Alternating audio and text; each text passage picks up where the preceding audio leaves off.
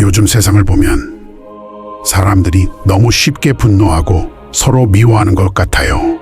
가끔은 이렇게 혼란스러운 세상에서 신앙을 지키는 게 점점 어려워집니다. 그 마음 저도 압니다. 요즘은 믿음을 갖는 게 오히려 이상하게 보이죠.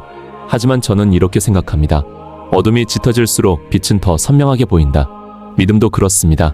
이 시대의 혼란이 오히려 우리를 깨어나게 만들죠. 그래도 인간적으로는 힘이 듭니다. 진리를 말하면 공격받고 침묵하면 죄책감이 밀려오죠.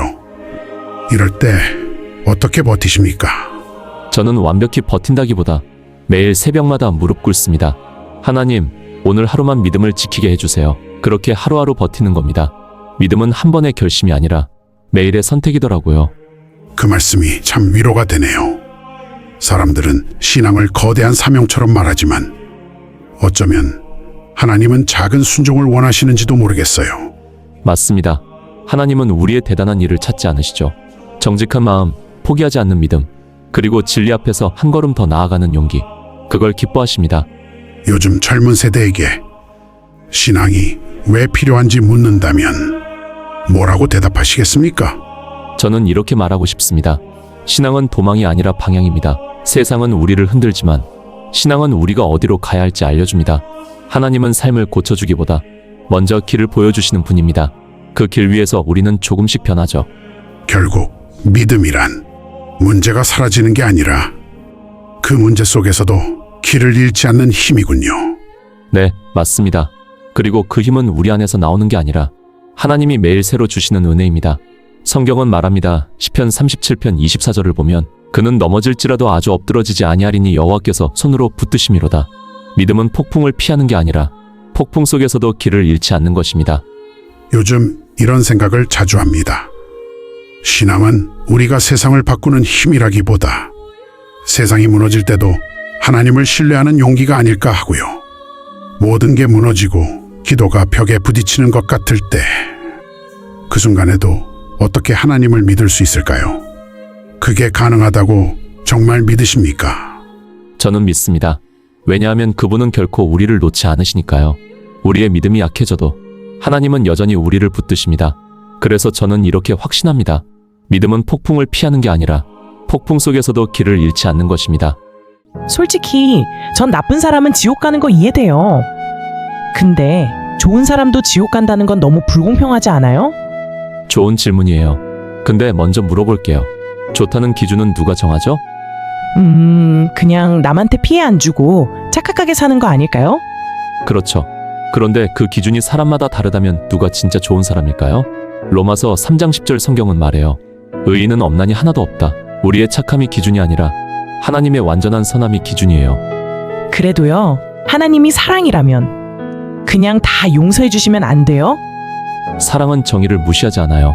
만약 누가 당신 가족을 다치게 했는데 법관이 괜찮아요, 사랑하니까 라고 한다면 그건 사랑일까요? 불의일까요? 그건 불이죠. 맞아요. 하나님은 사랑의 하나님이시면서 동시에 공의의 하나님이세요. 그래서 죄를 그냥 넘기실 수 없었어요. 대신 그 죄의 대가를 직접 지불하신 거예요. 예수님이요? 맞아요. 그분이 우리 대신 십자가에서 심판을 받으신 거예요. 그래서 천국은 착한 사람이 가는 곳이 아니라 용서받은 사람이 가는 곳이에요. 그럼 저 같은 사람도요? 그럼요. 십자가는 충분히 착한 사람을 위한 게 아니라 하나님이 여전히 사랑하시는 죄인을 위한 거예요. 그게 복음이에요. 사실 전 늘 그렇게 생각했어요. 난 그렇게 나쁜 사람은 아니니까 괜찮을 거야. 근데 또 한편으론 내가 한 말, 내 마음속 생각들까지 다 아신다면 하나님은 나를 좋아하시지 않을 것 같았어요. 많은 사람들이 그렇게 느껴요. 괜찮은 사람이라 구원받을 거야. 하지만 복음은 그 반대예요. 하나님은 우리가 괜찮을 때 사랑하신 게 아니라 아직 죄인일 때 사랑하셨습니다. 그럼 하나님은 제가 엉망일 때도 사랑하신 거예요? 심지어 제가 믿지 않을 때도요? 그렇죠. 그게 십자가예요. 그분은 당신이 돌아서기 전에 이미 달려오셨고 당신이 자격을 갖추기 전에 이미 용서하셨어요. 그럼 복음은 착하게 살아라가 아니라 사랑받고 있다는 소식이네요. 정확해요. 복음은 해야 할 일이 아니라 이미 끝난 일이에요. 예수님이 다 이루셨어요. 그래서 우리가 믿는 건 내가 이뤄야 할 구원이 아니라 이미 이루어진 사랑이에요. 당신이 오늘 넘어졌어도 하나님은 여전히 같은 자리에 계세요. 넌 내 아들이야, 내 딸이야. 그 음성을 그냥 다시 들어보세요. 그 말이 왜 이렇게 따뜻하게 들리죠? 그게 복음이에요. 당신이 하나님을 붙든 게 아니라 하나님이 당신을 붙드신 거예요. 하나님은 여전히 당신을 사랑하십니다. 그리고 그 사랑은 오늘도 변함이 없습니다. 솔직히 말하면요. 저는 오랫동안 하나님을 멀리했어요. 신앙은 나를 묶는 굴레 같았고, 자유는 오직 나 자신에게서 온다고 믿었죠. 그런데 이상했어요. 돈을 벌고 유명해지고 사람들의 주목을 받는데도 내 안은 점점 더 텅 비어갔어요. 밤마다 스스로에게 물었죠. 이게 진짜 자유일까? 그게 바로 오늘 세상의 모습이에요.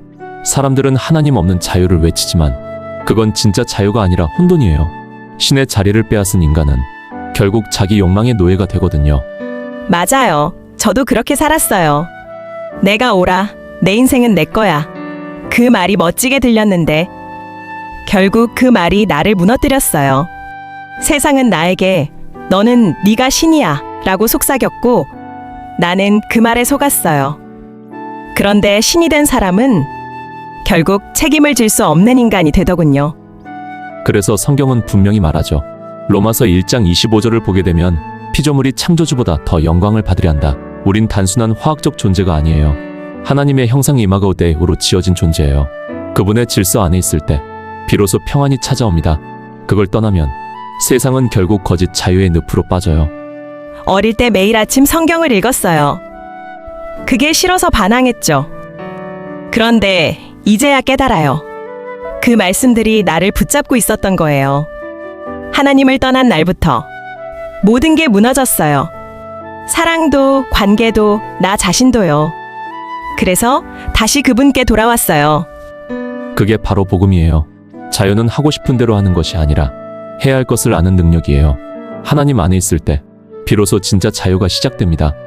지금 저는 알아요. 진짜 자유는 내 뜻이 아니라 하나님의 뜻 안에 있을 때 오는 거예요. 그분의 질서 속에서 내 인생이 다시 살아났어요. 이 시대는 하나님을 지우고 그 자리에 나를 세웠습니다. 하지만 진리 없는 사랑은 감정이고 사랑 없는 진리는 폭력이죠. 하나님 없는 자유는 결국 혼돈이 되고 진리 위에 세워진 순종은 결국 자유가 됩니다. 그럼 진리를 믿는다는 건 결국 뭘 의미하죠? 그건 단순히 옳은 걸 아는 것인가요? 아니요. 진리를 믿는다는 건 예수 그리스도를 따르는 삶을 선택하는 거예요. 진리는 개념이 아니라 한 분, 살아계신 하나님 자신이십니다. 그분을 따를 때 우린 비로소 자유로워집니다. 그게 복음의 완성입니다. 안녕, 나는 예수야. 네가 자꾸 내 이름을 부르길래 직접 와봤어. 정말요? 그럼 한 가지 물어볼게요. 히브리어로 아버지는 뭐죠? 아바? 그거면 되잖아. 예수님은 아람어를 쓰셨어요. 근데 당신은 성경조차 잘 모르네요? 내가 성경을 쓴 게 아니야. 나는 사랑을 가르쳤지. 이웃을 사랑하라. 모두를 포용하라. 그게 다야. 그게 복음이야. 맞아요. 이웃을 사랑하라는 말씀은 레위기 19장에 나오는 명령이죠. 그런데 진짜 예수님은 진리 안에서 사랑하라고 하셨습니다. 에휴, 진리니 죄니 그런 어려운 말은 이제 그만해줘. 세상엔 사랑이 필요해. 그냥 다 포용하고 이해하라고. 그건 사랑이 아니라 무관심이에요. 진리 없는 사랑은 사람을 살리지 못합니다. 그건 죄를 인정해주는 온정주의일 뿐이에요. 그래도 나는 미워하지 않잖아. 하나님은 사랑이시라며. 그럼 모든 걸 용서하셔야지. 그렇죠. 하나님은 사랑이십니다. 하지만 그 사랑은 죄를 덮지 않고 죄인을 구원하는 사랑이에요. 사랑은 십자가에서 흘린 피 위에 세워졌습니다. 사랑만 외치는 세상은 결국 죄를 정당화합니다. 그러나 진짜 예수님은 이렇게 말씀하셨죠. 나는 너를 정죄하지 않는다. 이제 가서 다시는 죄를 짓지 말라. 그게 진리 안의 사랑입니다. 그럼 넌 미워할 자유가 있다고 생각해? 아니요. 나는 죄를 미워하지만 사람을 사랑합니다. 그게 예수님이 보여주신 사랑의 방식이에요. 사랑은 감정이 아니라 선택입니다. 진리 위에 서지 않은 사랑은 결국 무너집니다. 가짜 예수는 사랑만 말하지만 진짜 예수는 사랑과 진리를 함께 말씀하셨습니다. 이 말씀을 기억하세요. 시편 85편 10절. 인애와 진리가 같이 만나고 의와 화평이 서로 입맞추었도다. 하지만 지금 그 인애와 진리가 갈라지고 있습니다. 사랑만 외치는 거짓 복음이 교회를 흔들고 진리를 버린 세상이 스스로를 구원자라 부르고 있습니다. 사랑이라는 이름 아래 죄를 미화하고 진리를 조롱하는 시대. 그 속에서 우리는 분별해야 합니다. 진짜 복음은 달콤한 말이 아니라 거룩한 부르심입니다. 진리를 버린 사랑은 결국 거짓이 되고 사랑 없는 진리는 냉혹해집니다. 하나님께서 찾으시는 건 진리 위에 세워진 사랑입니다. 그런데 지금 이 세상은 그 진리를 뒤집고 있습니다. 거짓 선지자들이 사랑이라는 이름으로 진리를 왜곡하고 사람들을 위로하는 척하면서 하나님의 말씀을 조롱합니다. 그들은 예수의 이름을 사용하지만 예수의 마음은 없습니다. 그들의 말에는 감동이 있지만 회개가 없습니다. 이단은 교회 밖이 아니라 말씀을 잃은 교회 안에서 자랍니다. 그래서 지금 필요한 것은 더 많은 감정이 아니라 더 깊은 분별력입니다. 사랑만 외치는 세상 속에서 진리로 깨어있는 자만이 하나님의 사람으로 남습니다. 사랑 없는 진리는 차갑지만 진리 없는 사랑은 독이 됩니다. 이단이 판치는 시대, 말씀으로 분별하는 삶을 사시기를 바라겠습니다. 찰리, 저는 요즘 진짜 고민이 많아요. 무엇을 위해 살아야 할지 모르겠어요. 학교, 일, 관계 다 해보려 해도 공허함이 채워지지 않아요. 솔직히 말하면 하나님이 정말 내 인생에 목적을 주셨을까? 그게 잘 안 믿어져요. 당신은 늘 확신 있게 말하잖아요. 하나님이 나를 구원하셨다. 그게 어떻게 가능한 거예요? 당신은 언제부터 그렇게 믿었어요? 좋은 질문이에요. 저도 처음부터 확신이 있었던 건 아니에요. 저는 5학년 때 시카고 근교의 기독교 학교에서 복음을 들었어요. 그때 처음 알았죠. 내가 아무리 착하게 살아도 내가 스스로 천국에 갈 수는 없다는 걸요. 저는 매일 넘어지고 시기하고 질투하고 하나님의 영광에 미치지 못하는 연약한 존재였어요. 그때 예수님이 나를 대신해 죽으셨다는 사실이 마음에 깊이 꽂혔습니다. 그분은 내 죄의 값을 대신 치셨고 나는 오직 은혜로 믿음으로 구원받는다는 걸 깨달았어요. 그럼 그 믿음이 지금까지 계속된 건가요? 살다 보면 멀어질 때도 있잖아요. 물론이죠. 믿음은 한순간의 결심이 아니라 매일의 관계예요. 저는 매일 말씀을 읽습니다. 하루를 시작할 때 오늘은 내 계획이 아니라 주님의 뜻대로 살게 해주세요. 그렇게 기도해요. 예수님은 100% 사람이셨고 100% 하나님이셨어요. 그분은 우리의 유혹과 고통을 이해하시지만 그걸 죄로 합리화하지 않으셨죠. 그래서 그분은 내가 더 거룩해지길 원한다고 말씀하세요. 그건 우리를 억누르려는 게 아니라 진짜 자유를 주시기 위해서예요. 그럼 믿음은 감정이 아니라 삶으로 이어져야 하는 거네요. 맞아요. 믿음은 단순한 느낌이 아니라 방향이에요. 하나님과의 관계는 하루아침에 완성되지 않아요. 성경을 읽고 기도하고 내 삶 속에 예수님을 초대하는 거예요. 그리고 매일 이렇게 물어보세요. 주님, 오늘 제 삶의 목적은 무엇인가요? 그 질문을 계속 던질 때 당신은 결국 목적이 아니라 인격 예수님 자신을 만나게 될 거예요. 삶의 목적은 성공을 찾는 게 아니라 예수님 안에서 나를 다시 찾는 것입니다. 그 말이 참 따뜻하네요. 근데요, 저는 여전히 제 안에 빈자리가 너무 커요. 아무리 채워도 끝없이 허전해요. 그럼 하나님은 정말 이런 저도 사랑하실까요? 그럼요. 당신이 완벽해서 사랑하신 게 아니에요.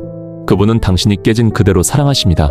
십자가는 사랑받을 자격 없는 우리를 끝까지 사랑하신다는 하나님의 선언이에요. 우리가 하나님을 찾는 게 아니라 사실은 하나님이 우리를 찾아오신 거예요. 그분은 지금도 당신의 이름을 부르고 계십니다. 박사님, 요즘 대학 캠퍼스 토론과 강연을 다니다 보면 성경은 고대 신화에 불과하다는 말을 자주 듣습니다. 정말 성경은 단지 인간이 만들어낸 이야기일까요? 이에 대한 답변을 속 시원하게 답변 부탁드리겠습니다. 좋은 질문이십니다. 그 말은 오랫동안 반복되어 온 주장이지요. 하지만 저는 이렇게 되묻습니다. 그렇다면 왜 그 신화가 지금도 사람을 변화시킬까요? 신화는 상징을 남기지만 진리는 생명을 남깁니다. 성경은 단지 신화를 말하는 책이 아니라 신화가 현실이 된 역사를 증언하는 책입니다. 하지만 박사님, 성경에는 분명 고대 문명과 비슷한 이야기들이 존재합니다. 홍수, 창조, 영웅의 서사. 그럼 이건 모방이 아닐까요? 모방이 아니라 기억입니다. 모든 문명이 홍수 이야기를 가진 이유는 실제로 홍수가 있었기 때문이지요. 인류는 그 사건을 각자의 언어로 기억했습니다. 그러나 오직 성경만이 그 기억의 목적과 의미를 해석합니다. 다른 신화가 인간의 상상에서 출발했다면 성경은 하나님의 구속사에서 출발합니다. 그렇다면 성경이 단순한 신화가 아니라면 우리는 그것을 어떻게 신뢰할 수 있을까요? 역사적 근거가 충분하다고 생각하십니까? 물론입니다. 고고학은 성경을 부정하기보다 오히려 확인해주고 있습니다. 예를 들어 여리고의 성벽은 성경 기록처럼 밖으로 무너졌습니다. 이건 정복 전쟁의 흔적이 아니라 하나님의 개입의 흔적이지요. 그리고 성경 속 100명 이상이 실제로 고고학 자료에서 발견되었습니다. 인간의 신화가 이토록 정밀한 지리와 인명을 기록할 수 있을까요? 듣다 보니 신화와 진리의 차이가 보입니다. 신화는 인간이 신에게 다가가려는 시도지만 성경은 신이 인간에게 내려오신 기록이네요. 정확히 보셨습니다. 성경은 인간이 신을 찾은 이야기가 아니라 하나님이 인간을 찾아오신 이야기입니다. 그분은 언어가 되셨고 그 언어는 결국 예수 그리스도로 나타났지요. 결국 성경은 신화가 아니라 하나님의 마음이 문자로 새겨진 역사군요. 신화는 전설로 남지만 복음은 오늘도 사람을 살립니다. 저는 이제 이렇게 믿습니다. 성경은 인간이 신을 상상한 이야기가 아니라 신이 인간을 기억하신 이야기입니다. 요한복음 1장 1절 말씀을 기억해야겠습니다. 태초에 말씀이 계시니라. 그 말씀이 하나님과 함께 계셨고 그 말씀이 곧 하나님이시니라. 찰리, 전 요즘 기도를 해도 아무 일도 안 일어나요. 하나님이 제 말을 듣지 않으시는 것 같아요. 솔직히 너무 지쳤어요. 그 기분 알아요. 우리 모두 그런 시간을 지나죠. 근데 혹시 요셉 이야기를 들어본 적 있나요? 그 꿈꾸던 요셉이요? 형들한테 팔려간 그 사람요? 맞아요. 요셉은 하나님께 선택받았지만 그 꿈이 이루어지기까지 13년을 기다렸어요. 그동안 그는 버림받았고 억울했고 감옥에 있었죠. 하지만 그 긴 침묵의 시간 동안 하나님은 요셉의 환경이 아니라 마음을 준비시키고 계셨어요. 그럼 하나님은 제가 멈춰 있는 동안에도 무언가를 하고 계신 걸까요? 그렇죠. 때로 하나님은 응답을 주지 않으심으로써 우리에게 신뢰를 가르치세요. 욥도 그랬어요. 모든 걸 잃었을 때 그는 하나님은 어디 계신가라고 외쳤지만 결국 이렇게 고백하죠. 욥기 23장 10절 말씀을 보면 그가 나를 단련하신 후에 내가 정금같이 나오리라. 하나님의 침묵은 부재가 아니라 정금이 되어가는 과정이에요. 그럼 지금의 이 기다림도 하나님의 계획 안에 있는 걸까요? 물론이에요. 하나님은 당신의 기도 중 어떤 것도 흘려듣지 않으세요. 다만 우리가 아직 준비되지 않은 때에 응답이 오면 축복이 아니라 짐이 되니 그분을 기다리세요. 근데요, 그 기다림이 너무 길면 믿음이 점점 약해지는 것 같아요. 기도할수록 아무 변화도 없고 하나님이 날 잊으신 건 아닐까? 그런 생각이 들어요. 요셉도 감옥 안에서 그렇게 느꼈을 거예요. 매일 같은 벽, 매일 같은 어둠과 절망 속에서 아무 응답도 없었죠. 하지만 하나님은 그 벽 뒤에서 요셉의 내면을 단련하고 계셨어요. 그리고 때가 이르자 한순간에 문을 여셨어요. 그럼 하나님은 지금 제 안을 만지고 계신 걸까요? 그렇죠. 하나님은 상황을 바꾸기보다 먼저 당신을 바꾸고 계신 거예요. 때로는 응답보다 하나님과 더 가까워지는 과정 자체가 가장 큰 응답이죠. 하나님은 당신의 기도에 침묵하지 않으십니다. 단지 당신의 마음이 그 응답을 받을 만큼 성숙해지길 기다리고 계신 거예요. 그럼 하나님은 제가 준비될 때까지 기다리고 계신 거군요. 그래요. 하나님은 당신을 포기해서 기다리시는 게 아니라 사랑하기 때문에 기다리세요. 요즘 세상은 빨리가 전부잖아요. 결과가 안 보이면 불안하고 남들보다 늦으면 실패한 것 같고. 하지만 하나님은 당신을 속도로 보지 않으세요. 그분은 방향을 보세요. 조금 느려도 그분 쪽으로 걸어가고 있다면 이미 잘 가고 있는 거예요. 근데 가끔은 너무 조용해서 하나님이 진짜 제 인생에 관심이 있으신지도 모르겠어요. 그럴 때 기억하세요. 하나님의 침묵은 당신이 멀어졌다는 신호가 아니라 그분이 더 가까이 계시다는 증거예요. 하나님은 당신이 넘어질 걸 아시면서도 다시 일어설 힘이 생기길 기다리세요. 저 이제 조금 알 것 같아요. 하나님이 제 기도를 듣지 않으신 게 아니라 그동안 제 마음을 다듬고 계셨던 거네요. 저는 멈춰 있다고 생각했는데 사실 하나님은 계속 제 안에서 일하고 계셨던 거죠. 맞아요.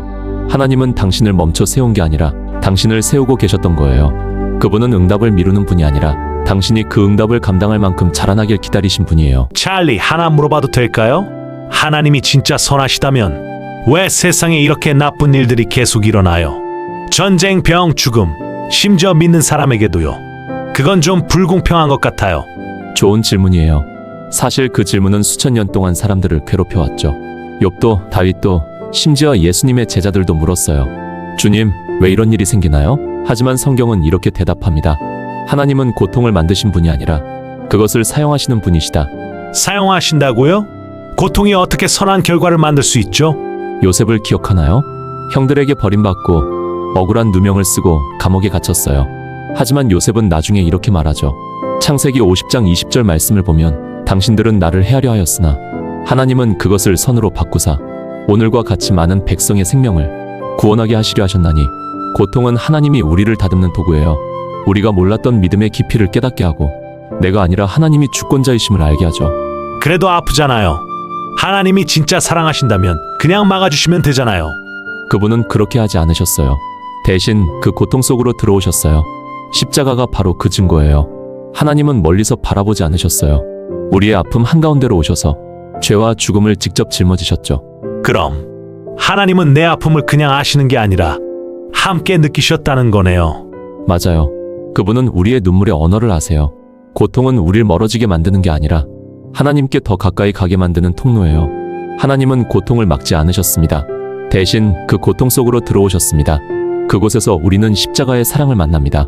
안녕하세요. 제 이름은 그레이스예요. 저는 13살이고 유치원 때부터 홈스쿨링을 하고 있어요. 찰리 씨의 팟캐스트를 정말 감사히 듣고 있어요. 정치는 저에게 아주 어려운 주제이지만 찰리 씨가 설명하는 방식 덕분에 훨씬 쉽게 이해할 수 있어요. 제 여동생과 저는 요즘 힐스데일 대학의 헌법 강의 온라인 코스를 함께 보고 있는데요. 정말 재미있게 배우고 있어요. 그래서 제 질문은 이거예요. 제가 어른이 되어갈 때 좀 더 깨어있고 책임있는 시민이 되려면 어떻게 해야 할까요? 우선 여기 와줘서 정말 고마워요. 그리고 솔직히 말해서 이런 아이들을 볼 때마다 저는 희망을 봅니다. 지금 몇 살이라고 했죠? 13살? 정말 멋져요. 제가 꼭 말해주고 싶은 게 있어요. 매일 새로운 것을 배우세요. 그리고 단순히 똑똑한 사람이 아니라 좋은 성품을 가진 사람이 되기 위해 배우세요. 특히 앞으로 세상 속에서 사람들의 인정을 받으려 하거나 비교 속에서 흔들릴 때가 많을 거예요. 하지만 기억하세요. 지금 우리 사회가 잃어버린 건 지식이 아니라 용기예요. 우린 지금 용기의 위기 속에 살고 있어요. 도덕적 용기, 그게 지금 세상에서 가장 필요합니다. 가장 사라진 덕목이에요. 조지 패튼 장군 그리고 아리스토텔레스도 이렇게 말했어요. 용기는 모든 덕목의 근본이다. 용기가 없다면 어떤 덕도 존재할 수 없다. 생각해보세요. 용기가 없으면 정직도, 정의도, 아름다움도, 놀라움도 없습니다. 사람들이 행동할 용기를 잃으면 세상은 천천히 무너집니다. 그래서 저는 그레이스 친구에게 이렇게 말하고 싶어요. 13살인 지금 용기의 삶을 선택하세요. 용기란 결과가 보이지 않아도 옳은 일을 선택하는 마음이에요. 용기란 어떤 대가가 따르더라도 정직하고 올바른 길을 끝까지 걸어가는 결심이에요. 그리고 지금처럼 홈스쿨을 통해 배우고 자라나는 젊은 세대들을 보면 정말 큰 희망이 생깁니다. 사람들이 저에게 물어요. 찰리, 성공이란 뭡니까? 저는 이렇게 말합니다. 2050년 뉴욕타임스 헤드라인이 이렇게 나오면 좋겠어요. 미국의 갑작스럽고 놀라운 변화의 그 뿌리는 코로나19 시기 폭발적으로 성장한 홈스쿨 세대에 있다. 이 말은 미국이 갑자기 놀랍게 그리고 이해할 수 없을 만큼 보수적으로 변한 이유는 코로나19 기간 동안 홈스쿨링 세대가 폭발적으로 늘어났기 때문이다. 이렇게 정의하고 싶네요. 그게 제가 생각하는 진짜 성공이에요. 찰리, 저는 당신의 토론을 자주 봅니다. 근데 하나 묻고 싶어요. 왜 흑인 사회에서 아버지의 부재율이 이렇게 높은가요? 이건 단순히 개인의 문제인가요? 아니면 시스템적으로 불공평한 사회 때문인가요? 좋은 질문이에요. 많은 사람이 시스템 때문이라고 말하죠. 하지만 그건 절반의 진실이에요. 물론 과거엔 불공평한 제도와 차별이 있었어요. 하지만 오늘 우리가 사는 시대엔 그 핑계로 모든 책임을 미룰 순 없어요. 그렇다고 해도 가난과 범죄가 서로 연결되어 있는 건 사실이잖아요. 그리고 과거의 상처, 불평등의 역사도 여전히 남아있죠. 맞아요. 상처는 남아있죠. 하지만 상처가 지금의 나를 결정짓게 둬선 안 됩니다. 우리는 피해자의 자리가 아니라 선택의 자리에 서 있어요. 아버지가 없는 가정, 그건 단순한 통계가 아니에요. 그건 한 아이의 마음이 방향을 잃는 거예요. 정부의 보조금보다, 사회 정책보다 가장 강력한 복지는 가정 안의 아버지입니다. 그럼 당신은 이 모든 문제의 핵심이 아버지의 부재라고 보나요? 네, 전 그렇게 믿어요. 가난도, 교육 격차도, 범죄도 결국 아버지가 집에 있느냐 없느냐로 달라집니다. 1965년엔 흑인 가정의 25%가 아버지 없이 자랐어요. 1980년엔 50%, 지금은 70%가 넘습니다. 이건 단순한 사회 통계가 아니라 하나님이 설계하신 가족 질서가 무너졌다는 신호예요. 그럼 어떻게 회복할 수 있을까요? 가정은 교회에서, 교회는 진리 위에서 회복됩니다. 하나님은 처음부터 남자와 여자가 연합하여 한 몸이 되리라고 말씀하셨어요. 그분의 뜻은 분명합니다. 사랑으로 세운 가정은 세상을 바꾸는 첫 번째 교회입니다. 우리가 진짜 바꿔야 할 건 제도나 정책이 아니라 아버지가 돌아오는 것이에요. 아이들이 다시 아버지를 보고 그 아버지가 다시 하나님을 볼 때, 그때 비로소 사회는 치유됩니다. 그럼 혹시 하나님은 이미 가정을 떠난 아버지들도 다시 받아주실까요? 물론이에요. 하나님은 탕자의 아버지처럼 매일 문 앞에서 기다리시는 분이에요. 그분은 왜 떠났냐고 묻지 않으세요. 대신 돌아왔구나 하고 팔을 벌리십니다. 그럼 혹시 너무 늦었다고 느끼는 사람도 괜찮을까요? 절대 늦지 않았어요. 하나님은 실패한 과거보다 지금 돌아서려는 한 걸음을 더 보십니다. 한 아버지가 무릎을 꿇을 때 그 가정이 살아나고 그 가정이 세상을 바꿉니다. 그래서 저는 믿어요. 가정의 회복이 곧 복음의 시작이라는 걸요. 하나님은 여전히 돌아올 아버지를 기다리고 계십니다. 찰리, 이 평화 속에서도 마음 한켠이 불안합니다. 세상은 잠든 듯하지만 영혼은 쉬지 못하는 밤이 있습니다. 그럴 때마다 문득 생각합니다. 혹시 지금 우리도 보이지 않는 전쟁 속에 있는 건 아닐까요? 그렇습니다. 에베소서 6장 12절 성경은 이렇게 말씀하지요. 우리의 싸움은 혈과 육에 대한 것이 아니요 하늘에 있는 악의 영들에 대함이라. 눈에 보이지 않아도 우리의 영혼은 늘 전쟁터 위에 서 있습니다. 사단은 세상을 뒤흔들기보다 먼저 한 사람의 믿음을 흔들려 합니다. 그렇다면 우리가 겪는 두려움이나 낙심도 그 전쟁의 한복판에서 일어나는 일일까요? 그럴 가능성이 큽니다. 악은 거대한 폭풍으로 다가오지 않습니다. 조용한 속삭임으로 마음 안에 의심을 심지어 하나님이 정말 널 사랑하실까? 그 한마디가 영혼을 무너뜨립니다. 하지만 주님은 이렇게 말씀하십니다. 이사야서 43장 2절 말씀을 보면 두려워하지 말라. 내가 너와 함께하리라. 믿음은 감정이 아니라 동행의 확신입니다. 그렇다면 우리는 어떻게 싸워야 합니까? 이 보이지 않는 싸움 앞에서 무엇으로 이길 수 있을까요? 하나님은 우리에게 영적 무기를 주셨습니다. 기도는 우리의 방패이고 말씀은 우리의 칼입니다. 그리고 사랑은 전쟁을 끝내는 하나님의 전략이지요. 무릎 꿇는 자가 약한 게 아닙니다. 무릎 꿇는 자를 위해 하늘의 군대가 일어납니다. 그런데도 우리는 자주 넘어집니다. 때론 그 넘어진 자리에서 스스로를 정죄합니다. 넘어짐은 실패가 아닙니다. 시편 37편은 이렇게 말합니다. 그는 넘어지나 아주 엎드러지지 아니함은 여호와께서 그의 손으로 붙드심이로다. 하나님이 붙드시는 한 패배란 존재하지 않습니다. 이 싸움은 이기기 위한 싸움이 아니라 하나님이 여전히 나와 함께 하심을 증명하는 여정입니다. 결국 영적 전쟁은 세상과의 싸움이 아니라 내 안의 믿음과의 싸움이군요. 맞습니다. 사단은 우리의 소유가 아니라 정체성을 노립니다. 너는 하나님의 자녀가 아니다. 그 거짓을 믿는 순간 영혼이 무너집니다. 하지만 주님은 말씀하십니다. 내가 너를 지명하여 불렀나니 너는 내 것이다. 그 한마디가 모든 어둠을 물리칩니다. 그 말씀이 마음에 깊이 스며듭니다. 보이지 않는 전쟁 속에서도 하나님이 여전히 나를 붙드신다는 그 확신이 오늘을 다시 일으킵니다. 그 믿음이면 충분합니다. 이 새벽 주님이 당신을 부르십니다. 깨어있으라. 내가 곧 오리라. 어둠이 깊을수록 그분의 빛은 더욱 선명하게 드러납니다. 그 빛이 바로 하나님과 함께 서 있는 당신의 믿음입니다. 찰리, 사람들은 당신을 정치인으로만 알고 있죠. 그럼 진짜로 당신은 누구입니까? 저요? 저는 하나님의 자녀 그리고 예수 그리스도의 제자입니다. 제가 하는 모든 일의 첫 번째 목적은 많은 영혼을 예수께로 인도하는 것이에요. 그리고 두 번째는 그 첫 번째 일을 자유롭게 할 수 있는 나라를 지키는 것입니다. 그럼 정치와 신앙을 함께 말하는 게 괜찮다고 생각하시나요? 당연하죠. 다니엘, 느헤미야, 에스더 모두 정치 안에서 믿음을 지킨 사람들이었어요. 예레미야 29장 7절 성경은 말합니다. 너희가 사는 나라를 위해 기도하라. 그 나라의 평안이 곧 너희의 평안이다. 우린 단지 예배만 하는 존재가 아니라 세상의 어둠 속에서 빛을 드러내는 사람들입니다. 요즘 많은 교회가 정치와 신앙을 분리하려 하죠. 그런 분위기 속에서 당신은 어떻게 믿음을 지켜왔나요? 한때 저도 교회에서는 정치 얘기하지 말라는 말을 들었어요. 하지만 저는 깨달았죠. 신앙 없는 정치는 타락을 낳고 진리 없는 자유는 혼돈을 낳습니다. 자유는 인간의 발명품이 아닙니다. 하나님이 주신 선물이에요. 많은 성도가 현실을 두려워합니다. 손해보지 않으려 조용히 살죠. 그 마음 이해해요. 하지만 모든 걸 지키며 나라를 되찾을 순 없습니다. 진리를 지키려면 우린 반드시 무언가를 잃을 각오를 해야 합니다. 친구를 잃을 수도 있고 명예를 잃을 수도 있죠.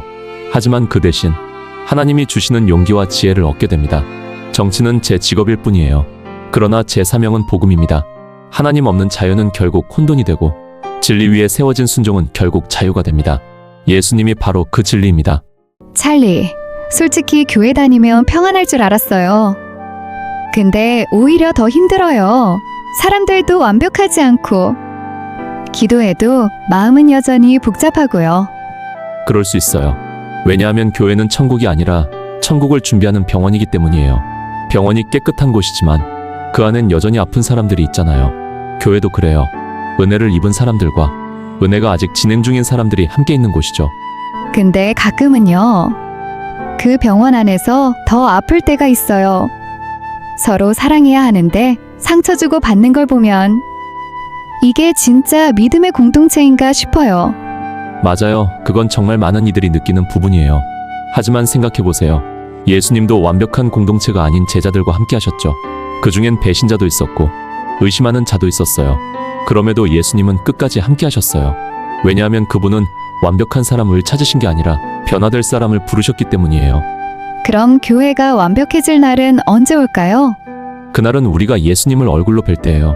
그때까지 교회는 깨져가며 사랑을 배우고 부딪히며 용서를 연습하는 곳이에요. 성경은 말합니다. 요한복음 13장 35절 말씀처럼 너희가 서로 사랑하면 이로써 모든 사람이 너희가 내 제자인 줄 알리라. 그럼 교회는 완벽한 곳이 아니라 완전한 사랑을 연습하는 곳이네요. 정확해요. 교회는 실패한 사람들의 모임이에요. 하지만 그 실패를 예수님의 사랑으로 덮는 곳이에요. 그러니까 떠나지 마세요. 상처받았다고 하나님이 당신을 버리신 게 아니에요. 그분은 지금도 당신을 그 공동체 안에서 다시 세우고 계십니다. 교회는 천국의 완성품이 아니라 천국을 준비하는 병원입니다. 그곳에서 우리는 사랑을 배우고 용서를 연습합니다. 저는 솔직히 지금의 미국이 통합이 아니라 분열로 가고 있다고 느껴요. 정치나 사회 곳곳에서 유색인종은 여전히 불공평하다고 생각해요. 특히 흑인 역사는 늘 억압당했고 심지어 성경마저 노예제를 정당화하는 데 쓰였잖아요. 그런데 그걸 제대로 다루지 않는다고 느껴요. 그럼 인종차별이란 게 정확히 뭐라고 생각하나요? 소수민족을 차별해서 사회적 불균형을 만드는 거라 생각해요. 피부색 때문에 기회가 막히는 거죠. 그럼 백인도 차별받을 수 있나요? 편견은 있을 수 있겠지만 구조적으로는 그렇지 않아요. 그럼 이렇게 정리해 볼게요. 인종차별이란 피부색 때문에 누군가를 미워하거나 판단하는 모든 행위다. 하나님은 모든 사람을 자신의 형상대로 만드셨잖아요. 그래서 어떤 인종도 더 높거나 낮지 않아요. 그건 맞아요. 하지만 현실은 아직 공평하지 않아요. 저는 흑인 여성이기에 여전히 편견을 느껴요. 하지만 지금 당신은 미국 명문대 학생이에요. 당신의 조부모 세대는 이 캠퍼스에 들어올 수도 없었죠. 그런데 당신은 그 문을 통과했어요. 그건 하나님이 주신 기회의 문 아닐까요? 그래도 여전히 흑인으로서 장벽은 많아요. 사람들이 저를 볼 때 어떤 생각을 하는지 모르니까요. 그건 우리 모두 마찬가지예요. 백인, 흑인, 아시아인 모두 누군가의 편견을 마주합니다. 문제는 그 편견을 우리 정체성으로 삼느냐, 아니면 하나님 안에서 새롭게 바라보느냐예요. 당신은 단지 흑인이 아니라 하나님의 자녀예요. 당신의 미래를 가로막는 건 피부색이 아니라 믿음의 크기예요. 과거의 상처를 붙잡기보다 그리스도 안에서 나는 할 수 있다는 믿음으로 일어서길 바랍니다. 우린 모두 상처받았지만 하나님은 그 상처로도 새로운 역사를 만드십니다. 찰리, 당신 말이 마음에 남아요. 저는 늘 누가 나를 억누르고 있다고 생각했어요. 하지만 어쩌면 그건 제 마음 안의 두려움이었을지도 몰라요. 그 두려움은 하나님의 사랑 안에서 사라집니다. 하나님은 과거를 묻지 않으시고 우리를 새롭게 시작할 오늘로 초대하십니다. 그게 복음이죠. 우리의 색이 아니라 그리스도의 피로 우리가 하나가 되는 것.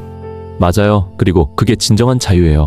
피해자의 기억으로 살지 말고 하나님의 약속으로 일어서길 바래요. 상처는 우리를 묶기 위한 게 아니라 하나님이 쓰시기 위한 재료입니다.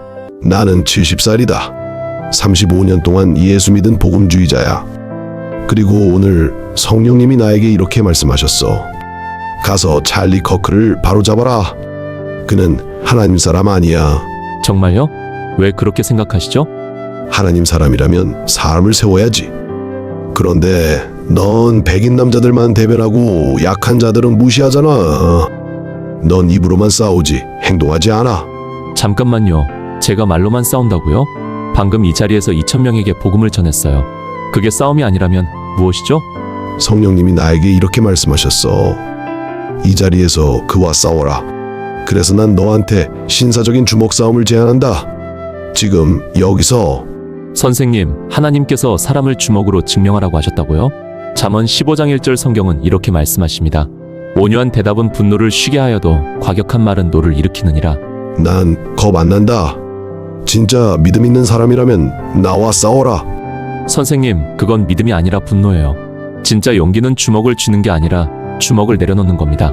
마태복음 5장 44절 성경은 말합니다. 원수를 사랑하라. 너희를 박해하는 자를 위하여 기도하라. 우린 폭력으로 이 나라를 바꾸지 못합니다. 우린 진리와 대화 그리고 복음으로만 세상을 바꿀 수 있어요. 그게 바로 예수님이 우리에게 보여주신 길입니다. 당신 말이 맞을지도 모르겠군. 선생님, 제가 당신을 이기고 싶은 게 아닙니다. 우린 한편이에요. 내가 너무 흥분했구먼. 사실 요즘 세상이 미쳐 돌아가는 걸 보니 나도 모르게 화가 나 있었어. 그럴 수 있죠. 우리 모두 세상의 소음 속에서 상처받습니다. 하지만 하나님은 화난 사람보다 상한 마음을 가진 사람을 먼저 품으십니다. 내가 오늘 그 말씀 들으러 온 건가 봐. 성령님이 싸우라고 하신 게 아니라 내 마음을 다루시려고 부르신 거였어. 그렇습니다, 선생님. 이 싸움의 승자는 주먹 쥔 사람이 아니라 손을 내밀 줄 아는 사람이에요. 하하, 젊은이 내가 졌어. 근데 이상하게 지니까 마음이 편하네. 그게 바로 은혜예요. 지는 게 아니라 하나님 앞에 무릎 꿇은 거죠. 여러분, 진정한 강함은 분노로 이기는 게 아니라 사랑으로 품는 것입니다. 왜냐하면 그것이 예수님이 우리를 이기신 방법이기 때문입니다. 십자가에서 주님은 힘으로가 아니라 용서와 희생으로 세상을 구하셨습니다. 그래서 복음은 말합니다. 미움은 상처를 남기지만 사랑은 새 생명을 낳는다. 오늘 그 사랑이 당신의 마음에도 다시 시작되길 바랍니다. 하나님 아버지, 오늘 이 밤 우리는 겸손한 마음으로 주님 앞에 나옵니다. 세상의 소음 속에서도 여전히 말씀하시는 하나님의 음성을 듣기 원합니다. 우리가 잊지 않습니다. 주님은 악으로부터 이 나라를 구하셨습니다. 절망이 짙게 드리웠던 그 순간 당신의 손이 이 땅을 붙드셨습니다. 사람의 지혜로는 설명할 수 없는 일, 오직 하나님의 주권 아래 이루어진 은혜였습니다. 주님, 당신은 혼란의 한가운데서도 여전히 일하고 계셨습니다. 어둠이 가장 깊을 때 빛은 더 강하게 비추었습니다. 미움과 분열의 영이 이 나라를 나누려 했지만 당신은 자비와 정의로 다시 하나 되게 하셨습니다. 그래서 우리는 오늘 이 자리에서 고백합니다. 주님, 이 승리는 인간의 승리가 아니라 하나님의 승리입니다. 하나님, 우리의 교만을 용서하소서. 진리를 버리고 편안함을 선택했던 세대를 용서하여 주시옵소서. 말씀보다 세상의 기준을 따랐던 우리의 죄를 용서하소서. 이제 주님, 우리의 마음을 새롭게 하시고 이 땅의 영혼을 다시 불러일으키시고 자유의 나라가 다시 믿음의 나라가 되게 하소서. 주님, 다시 가정이 회복되기를 원합니다. 아버지들이 기도의 자리를 지키게 하시고 어머니들이 말씀으로 자녀를 세우게 하옵소서. 젊은 세대가 다시 복음 앞에 무릎 꿇게 하시고 다음 세대가 진리를 부끄러워하지 않게 하옵소서. 교회들이 하나 되어 세상을 향해 복음을 외치게 하시고 여호와를 사랑하는 너희는 악을 미워하라. 시편 97편 10절 말씀을 기억하며 우리가 악을 미워하되 사람을 미워하지 않게 하소서. 분노 속에서도 사랑을 잃지 않게 하시고 진리 안에서 담대하게 서게 하시옵소서. 거짓을 분별하되 겸손과 인내로 행하게 하시고 정의를 외치되 복수의 마음이 아닌 사랑의 마음으로 서게 하옵소서. 하나님, 이 나라의 지도자들을 위해 기도합니다. 그들에게 하나님을 경외하는 지혜를 부어주시고 권력보다 섬김을 택하게 하시고 정책보다 진리를, 이익보다 정의를 선택하게 하소서. 주님, 이 나라가 다시 하나님의 뜻 아래 굳건히 서게 하소서. 또한 이 땅의 교회들을 일으켜 주시옵소서. 세상의 비난 속에서도 빛을 잃지 않게 하시고 타협되신 거룩함을 붙들게 하소서. 복음의 능력이 다시 강단 위에서 선포되게 하시며 진리의 말씀이 다시 이 나라의 중심이 되게 하소서. 주님, 미국이 다시 기도의 나라가 되게 하소서. 우리가 다시 무릎 꿇게 하시고 다시 울게 하시며 다시 하나님의 이름을 부르게 하소서. 우리의 회개 위에 당신의 긍휼이 임하게 하시고 우리의 순종 위에 당신의 영광이 머물게 하소서. 하나님, 당신의 부흥을 다시 보기를 원합니다. 교회마다, 도시마다, 가정마다 성령의 바람이 불어오게 하시고 죽은 영혼이 살아나고 미움이 사랑으로 바뀌며 두려움이 믿음으로 변하는 역사를 보게 하시고 우리가 이 시대의 증인으로 서게 하옵소서. 어둠 속의 빛으로, 세상의 소금으로 하나님의 진리를 지키는 세대로 살게 하옵소서. 주님, 다시 한번 이 나라를 덮어주시기를 원합니다. 당신의 손으로 치유하시고 당신의 사랑으로 새롭게 하옵소서. 미국이 다시 하나님께 돌아오기를 원합니다. 이 나라 위에 다시 부흥의 바람을 불게 하신 주님을 찬양하며 진리와 자유의 주 되신 예수 그리스도의 이름으로 기도합니다. 아멘.